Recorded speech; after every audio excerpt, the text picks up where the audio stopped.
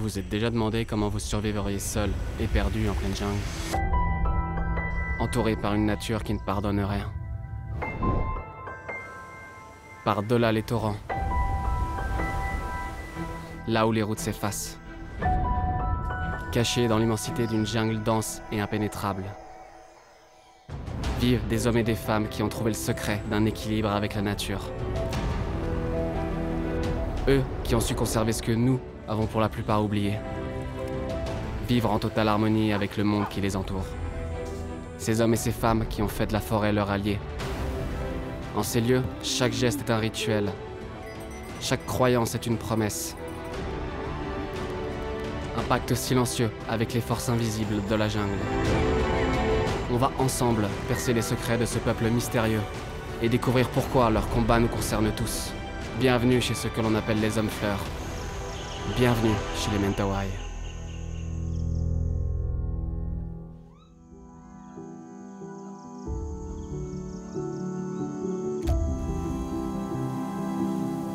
Sibéroute, une île mystérieuse, porte d'entrée d'une culture oubliée. C'est sur cette île, au cœur de l'océan Indien, que les Mentawai protègent leur mode de vie ancestral. Ici, les mangroves qui ceinturent l'île forment un rempart contre les tempêtes. Au-delà de cette barrière naturelle, c'est un véritable périple dans lequel je vais vous emmener pour partir à leur rencontre. Salut toi! Mais avant ça, quelques provisions pour notre expédition. 3 mangues, 3 fruits du dragon, 2 nachis. C'est la belle vie. Tout commence à bord de cette vieille camionnette, sur une route de terre cabossée qui serpente à travers la jungle. Comme cette rivière d'ailleurs. C'est notre prochaine étape ensemble, à bord d'une simple pirogue en bois qui va nous amener là où aucune route ne peut aller. Tandis que l'eau nous porte, l'aventure, elle, prend forme. La jungle s'éveille et le chant des oiseaux se fait entendre. Le souffle du vent se fait ressentir sur notre peau. Et une faune sauvage émerge doucement de la végétation. Pour la première fois, on s'aventure dans cette forêt primaire, dense, étouffante. Une jungle où l'air humide alourdit chaque respiration.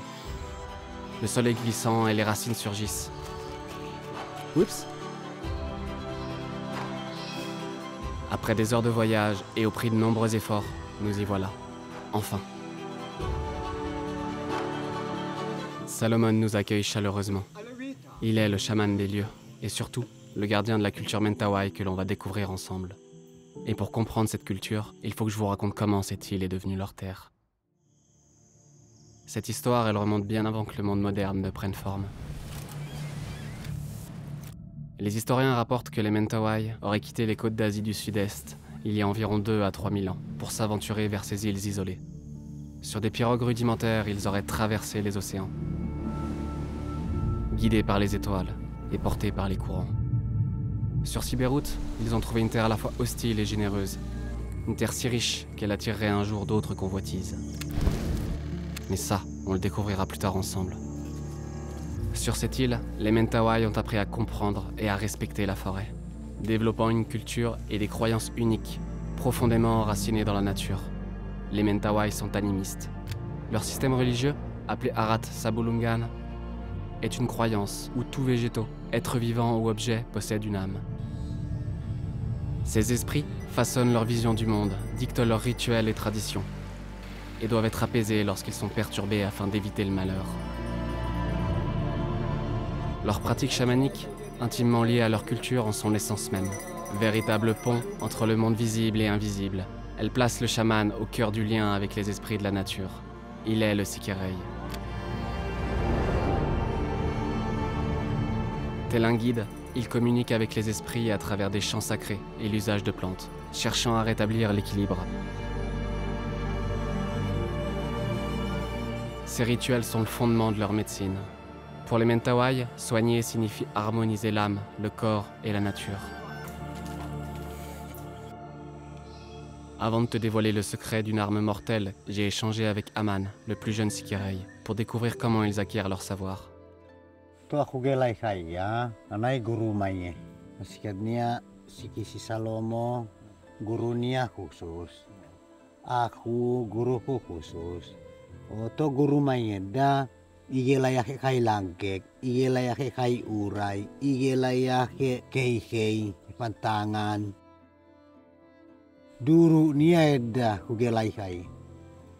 Anene ate kasese, ya te umanane uman budaya. Oto ke kukolo wake iya lagek barana buluk se kai sikirei. Duru lagek sikisiala tadi ya pasiake pengarahan aturan. D'ailleurs, leur culture, elle est inscrite au plus profond d'eux-mêmes. Considérés parmi les plus anciens au monde, les tatouages Mentawai reflètent leur quête d'harmonie avec la nature, chaque tatouage ayant une signification. Le symbole de la balance entre l'humain, les esprits et la nature dans le dos. Les hameçons représentant la pêche pour les mains. Le rotin, dont on découvrira plus tard les secrets et avec lequel ils fabriquent leur objet du quotidien pour les bras. Sur les jambes, une représentation des os qui aide l'âme à rester attachée au corps. Ceux du visage marquent l'entrée dans l'âge adulte et l'identité unique de chacun. Ils affirment le lien entre l'âme et le corps, tout en rendant hommage aux ancêtres. Enfin, ceux du torse symbolisent l'arc et les flèches, leur outil de chasse depuis la nuit des temps. D'ailleurs, de cette chasse, les Mentawai conservent des crânes qui veillent en silence. Dans leur croyance, afin de préserver l'équilibre des lieux, l'âme de l'animal tué doit être honorée. Sans cela, elle pourrait errer et semer le trouble. C'est pourquoi les Mentawai les suspendent dans leur maison, un geste pour apaiser les esprits et exprimer leur gratitude envers la nature. Mais les Sikirei ont un autre secret, bien plus redoutable, un savoir précieux que eux seuls maîtrisent. Un poison mortel qui transforme chacune de leurs flèches en arme redoutable, mélange né de 3 plantes de la jungle, la Periplocani graecene. Râpées, ces feuilles provoquent une paralysie rapide du système nerveux. Le Leining, une racine qui provoque convulsions et paralysie musculaire. Enfin, le piment d'Aro qui augmente la circulation sanguine, facilitant ainsi la diffusion rapide du poison dans l'organisme des proies. Une seule flèche touchée par ce poison peut terrasser n'importe quel être vivant, même l'homme.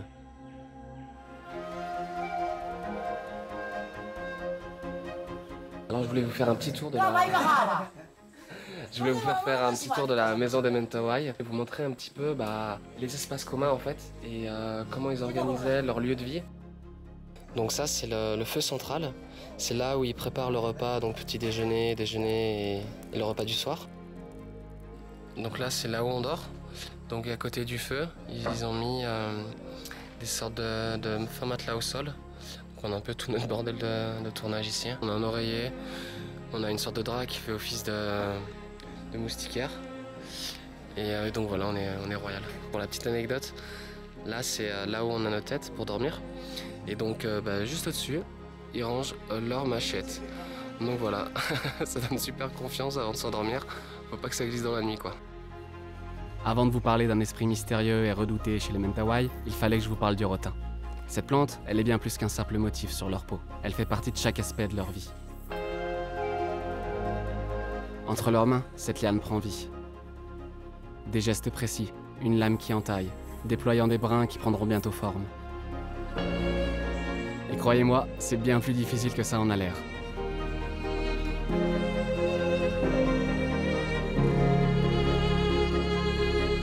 C'est plutôt comme ça qu'il faut faire. Un art qui transforme cette simple liane en objet essentiel, et notamment les nasses pour la pêche. D'ailleurs, la pêche chez les Mentawai, c'est bien plus qu'une tradition. C'est un art ancestral, un pilier de leur culture. Et dans cette jungle, ce sont les femmes qui en détiennent les secrets.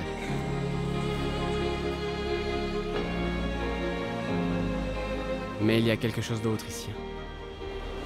Ces rivières, elles cachent bien plus que des poissons et des crabes. Et ça, ces femmes le savent. Dans la culture Mentawai, un esprit puissant règne sur ces rivières. Ils l'appellent Sikamenan. Les anciens racontent qu'il apparaît, mi-homme, mi-crocodile, son regard perçant à travers les brumes.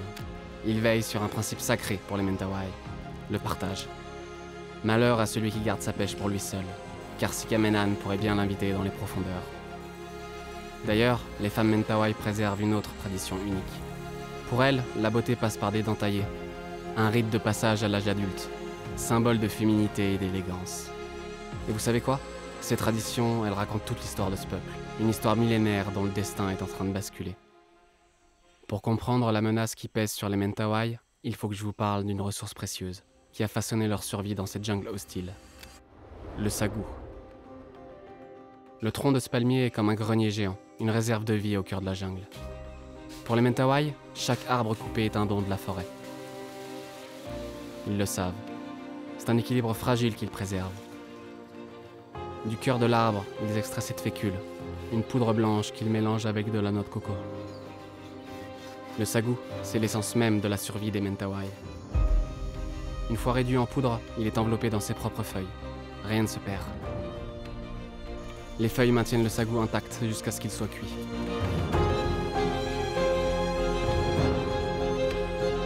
Un vrai savoir-faire qui transforme cet arbre en nourriture. En fait, le sagou est l'un des seuls aliments qui poussent naturellement dans les zones marécageuses où vivent les Mentawai. Mais c'est pas la seule utilité de ce palmier, loin de là. Cet arbre, il a encore beaucoup à offrir. Quand son tronc se décompose, il attire un visiteur particulier, le charançon rouge. Ce petit coléoptère transforme le palmier en véritable nurserie, offrant aux Mentawai une autre ressource alimentaire naturelle. La nature les offre sans contrainte, ni culture ni élevage, juste une ressource toujours accessible.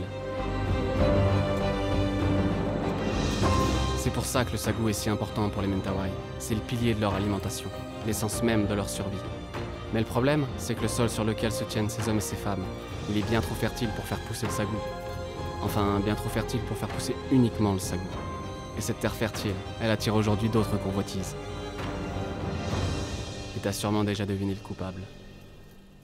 Palm oil. Palm oil Palm oil. forests have been burned for oil palm plantations, causing the wholesale destruction of natural habitats. À quelques kilomètres de Sibérut, sur l'île voisine de Sumatra, la jungle a laissé place à un autre paysage.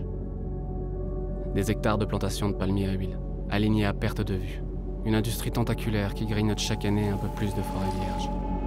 En un peu plus de 20 ans, 30 millions d'hectares de forêt ont été rasés, soit presque la superficie de l'Italie. Ils ont déjà détruit l'habitat naturel de l'orang-outan, repoussant cette espèce au bord de l'extinction. Et c'est désormais Sibérut qui est dans le viseur des compagnies, qui lorgnent sur ces terres fertiles qui font pousser le sagou, prêtes à les transformer en plantations lucratives. Et ça, c'est Adrian, notre guide, qui en a entendu parler. It's like a company, they wanted to waiting the time when it is a good time for them to explore the nature, use the land as what they want. Like in Sumatra, we are already surrounded by the palm oil plantation, and I know this land in the Mentawai, this land very comfortable for the palm oil tree, but yeah, it's not really makes sense for me. I mean, it's not really compatible with the tradition people. This is how the people on the outside wanted to know how the changing of in the Mentawai, about the people, about the culture. If imagine Mentawai right now, they are really comfortable with what they have. So I think it's not makes sense for the Mentawai. And hopefully for the future they have keep the forest for them and for the children. Contrairement à d'autres régions d'Indonésie, où la forêt n'est plus qu'un lointain souvenir, et où les animaux restent errants, encerclés par un désert de palmiers à huile. Les Mentawai ne sont pas seuls. Cette fois, ils ont un allié de taille pour lutter. Le gouvernement indonésien. As long as the government still support how the people, the local people, for the Mentawai people, I mean, hopefully they still keep holding their land and the company not interested anymore for their business. So yeah, just get away from this island. Let them this island for being like Mentawai tribe people. They are the keeper for this forest. Mais ce n'est pas tout, vous allez voir. Conscient de l'importance de Sibérut, le gouvernement indonésien a classé près de la moitié de l'île en zone protégée. Le parc national de Siberut est aujourd'hui un sanctuaire reconnu, freinant l'expansion des plantations industrielles et des exploitations forestières. Et ça ne s'arrête pas là. Depuis 2013, une décision historique de la Cour constitutionnelle indonésienne a ouvert la voie à la reconnaissance des forêts coutumières des peuples autochtones. Pour les Mentawai, c'est une avancée énorme. Petit à petit, ils récupèrent le contrôle légal de leurs terres, une sorte de bouclier contre ceux qui veulent la leur prendre. Mais tout n'est pas encore gagné. Sur l'île voisine de Sipora, il y a très peu de temps, en juillet 2023, un permis d'exploitation forestière de 21 000 hectares a été accordé à la société PT Sumber Permata Sipora. Et ce, sans même demander l'avis des communautés, déclenchant révolte et manifestations. Preuve que malgré les avancées, les menaces sont bien réelles. C'est pour ça que la lutte continue. Que la reconnaissance de leurs droits doit aller plus loin. Car ici, chaque arbre, chaque rivière, chaque tatouage raconte une histoire. Une histoire qui mérite d'être protégée. Celle d'un peuple hors du temps et d'une culture qui traverse les siècles. Aujourd'hui, les Mentawai ne sont plus seuls. Leur voix porte plus loin. Et tant qu'ils seront là, tant que leur forêt tiendra debout, leur histoire continuera d'exister. Si tu veux agir, le lien de la pétition pour annuler le permis de déforestation est en description. Et si tu as aimé cette histoire sur les Mentawai, je t'invite à aller voir celle-là sur le peuple Bajau et leur capacité d'apnée extraordinaire.